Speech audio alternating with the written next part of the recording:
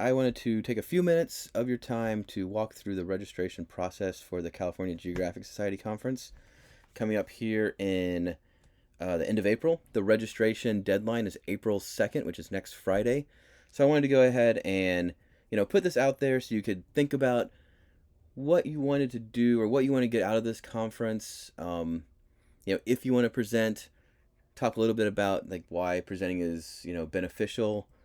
And I'm going to walk through the registration process with you and show you kind of where to indicate that HSU is paying for your registration. So the first thing to note, this conference is free to all HSU students. The geography department is paying for your registration fees.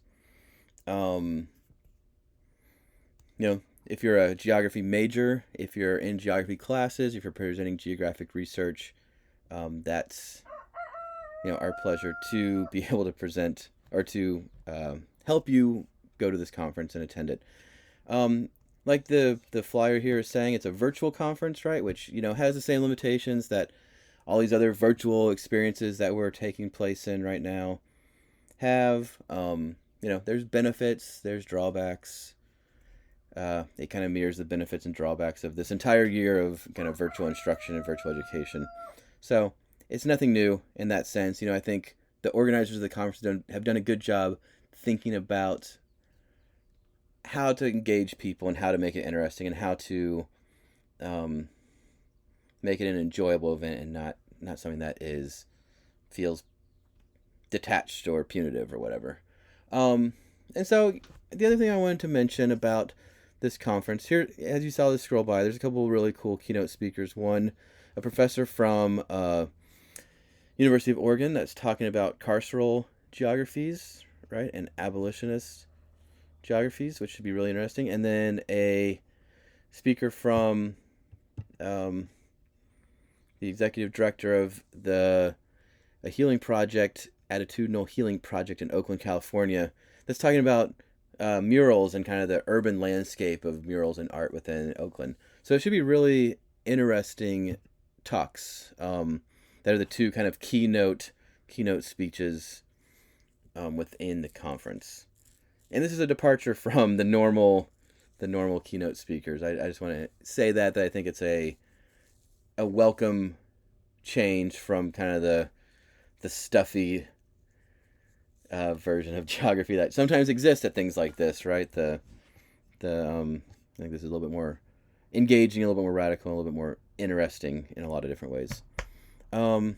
Okay. So if we scroll down here, there's this button here that says call for papers. And this will lead you to a flyer that you can download, I guess. I don't know why it's not. Whatever. And this will show you the different types of research opportunities or presentation opportunities there are to present and share your research at the conference. The decision whether or not to present something at a statewide conference is not to be taken lightly. I think it's scary in a certain sense, and it's kind of an anxiety-ridden process to think about, like, publicly sharing knowledge with a group of people from across the state that are in a variety of different kind of levels of their education, whether that's professors or grad students or other undergrads. I think it's not something that is necessarily easy to do, but I also think it's a very important thing to do, especially if you're thinking about going to grad school. It is something that indicates to graduate school admission committees that you're serious about your education, that you're engaged, and that you're willing to take kind of those chances that are necessary to be successful.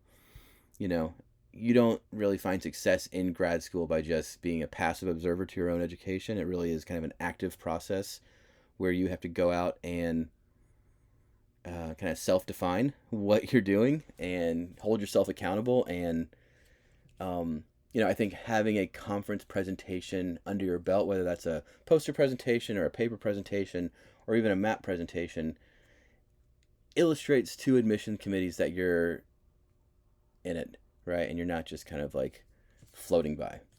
So that's what I would say about that. It's scary. I understand. I will be there to support you the best I can. Other professors in the department will do the same, the best they can. But it's also like, and your classmates will be there to support you as well, and everybody's here to support each other. And it's also a chance to like, kind of look within and find like the strength that you need to kind of carry through with what you set out to do. And that's it's like I always say, there's no better beer than the beer after your first conference presentation. It's like the best one I've ever had. So, that being said, if that's something that you're interested in, there's different forms of presentation. The first one is a paper presentation.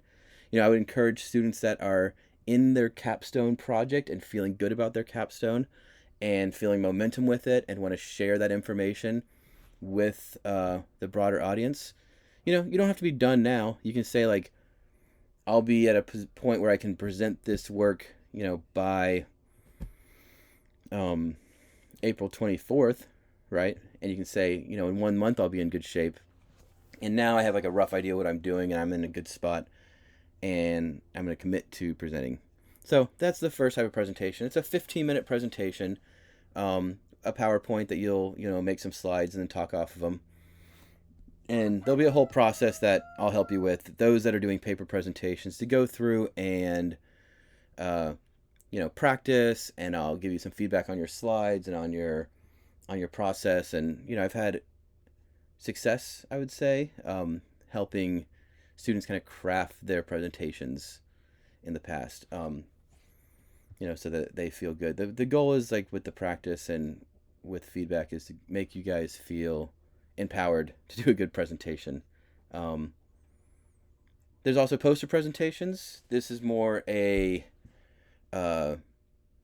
static communication of what you have done so far. I think of poster presentations as being something that's a little bit more preliminary in your research. This might be more of like where you present your proposal. If you really liked your proposal, like the students that have taken 311 but not yet taken 411, the poster presentation would be a really great opportunity to, share your proposal and get some feedback from a variety of different people about what they think about your topic, some insights, some critiques. And it's also just good practice to be like, here's all this information that's kind of swirling around in my head and on these different like papers I've written and different things I've done. And now I'm going to try to like condense those into a 36 by 48 poster. And there's different types of posters you can do. There's kind of like the simplified one that we did in 311 last semester that is a little bit more kind of like catchy and like low impact, but more kind of like engages people to ask you questions more. And then there's the kind that's kind of like the traditional academic poster that's just like a lot of words and like multiple columns. And either one's fine, but I think if you want to do a poster, I have some different poster templates that you can use, and we'll do kind of a visual critique session as well with that. And for the map presenters, there's both a static and a interactive cartography competition. And I encourage students that are in 416 and 316, students that have made maps within the cartography classes that you like. If that's something you want to present and share, then we can talk about in the next couple weeks about how to kind of do a critique of that product that you've made for class and how to kind of scale that up to being something you can present at a conference. And it's not really a whole lot of work, to be honest. If you've made a map that you're happy with in the cartography class, and especially the advanced cartography class, it's not a ton of work to kind of scale that to a conference presentation. It just takes a couple rounds of peer review, honestly. So those are the different forms of presentation, and how those will be conducted in the virtual space. We'll figure out. It might be kind of an on the fly figuring out for the poster and map presentations. But that's okay. I would also say too, with the digital map presentations, if you're doing a story map for like the if you're doing a story map for like your capstone research, or you've done a story map for a different project in the past, that's a great way to um, kind of present at the conference. A story map it's like it kind of qualifies within that digital cartography framework, but it's something that's not it's not like a programming a website like other kind of forms of digital cartography. So it kind of straddles the middle ground between presentation and digital cartography, and falls within the digital cartography category. And I've had students that have had a lot of success presenting that and winning that competition in the past using story maps. So that's the different forms of presentation that you can take on. Um, all have their different strengths, and all have their different weaknesses in terms of like how much you have to prepare, and how nerve wracking it is, and all that stuff. So if you're interested in any of these, I encourage you to just kind of like take the plunge, say you're gonna do it, and then we have like 3 weeks to kind of figure out the details. You can always for the paper presentations, I'd say like it's a firm commitment, and for the map and the poster presentations, it's more of like a medium soft commitment. Like you can kind of back out of the poster and map presentations if things go off the rails, but I'm probably gonna like strongly encourage you not to back out of those. And the paper presentations, you're kind of locked in once you, because they make a program around the different paper presentations, and the different sessions are organized around topics that people are presenting. So if you're doing a paper presentation and doing that kind of 15-minute oral presentation, you're kind of held to staying within that of meeting your commitment. Poster presentation, map presentation, there's a little bit of flexibility. If things come up in the next 3 weeks that prevent you from like completing your work to the best of your ability, but I will help you make sure that doesn't happen the best we can. Okay, so that's the different types of presentations. Let's go back to the conference, and let's register for this thing, yeah? All right, individual registration. So I haven't done this yet, so we'll see how it goes. Next page.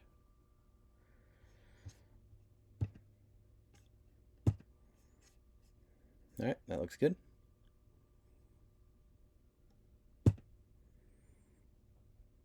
Choose one. Faculty. All right, that looks good.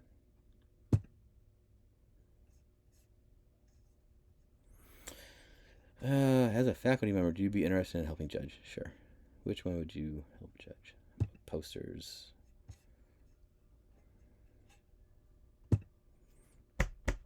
All right. Please indicate whether you are presenting. I believe I am, so I'll hit presenter. Faculty. Paper. Group. All right, so here's the spot. This is all pretty straightforward. You'll say you're an undergraduate or graduate student, what you're presenting, whether it's a group or a single project. Would you like to enter your poster, map, or paper into the student competition? This is where you'll click yes. I'm not a student, so I'll click I'm not a student, but for you, that's where I'd click yes. Do you want to qualify? Do you believe that your paper qualifies for this award? All right. Title and abstract. This is where you'll enter the title of your paper, and this is where you'll enter the abstract, just like kind of the 100-word description. You can kind of just compile this together based on your 7-sentence kind of research abstract that you've created, or a broad description of your project. And if you're interested in doing this and you're kind of lost of what to say here, just take a shot and email it to me, and I'll give you some feedback really quick, and get back to you. So I have not prepared my title or my abstract, so I'm just gonna leave this blank for now. Or maybe I'll make Matt do that, all that part later. I'll just leave it blank. I just won't fully submit. All right. NA. All right. How many families is anybody attending the conference with you?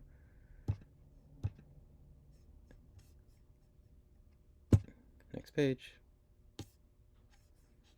I'm not donating. All right, and then the payment section. This is where you'll put this button. I am not paying for myself now. Someone else is paying for me later. Name of the person. This is where you'll put in HSU GISA or HSU Geography. Email of the person. You can either put my email or you can put Matt Derrick's email here. Yeah. So let's just say you put mine and you put my phone number, or you could put the HSU Geography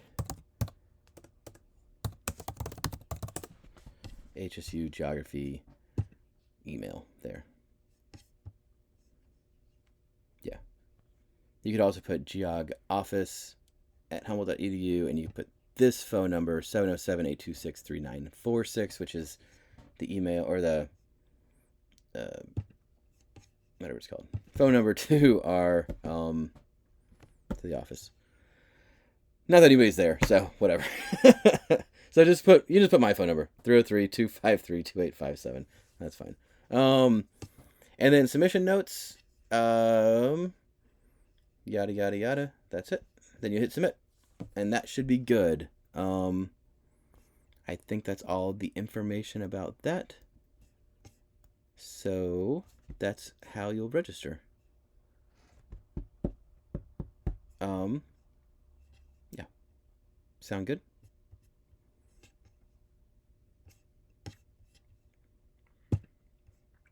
So, the registration deadline, you have to hit this button that says submit by April 2nd. Okay? So you start here, individual registration, and that'll shoot you to this kind of submission page here. So I think that should answer all the questions about the process and about all that. So a couple things, just to go over kind of a rough outline of what I said. The conference dates are April 23rd through 25th. Registration deadline April 2nd. Yeah. Here's the website. The 23rd, the conference will essentially start about 4 o'clock in the afternoon with this keynote talk with that professor from the University of Oregon about carceral and abolitionist geographies of California, which I'm really excited to listen to. Then there'll be a panel discussion afterwards that talks about formerly incarcerated students and like education of formerly incarcerated people, which should be really interesting as well. And I think there'll be some like kind of social happy hour stuff as well happening at the same time. And then on the 24th, there'll be sessions throughout the day. The schedule will be released at, leading up to the conference. There'll be talk about the murals in Oakland sometime in the afternoon. I think it's around 1 or 2 is when it's tentatively scheduled for. There'll be an awards session at night. And the poster session and the cart sessions are likely sometime in the morning. That's how they usually are, is kind of like 10 a.m. or so. And the talks kind of scattered throughout the rest of the day. And then on the 25th, there's like virtual field trips. I don't have any details on this, so yeah. Registration. Click that somebody else is paying for you and put in HSU GISA. Put in my email and my phone number.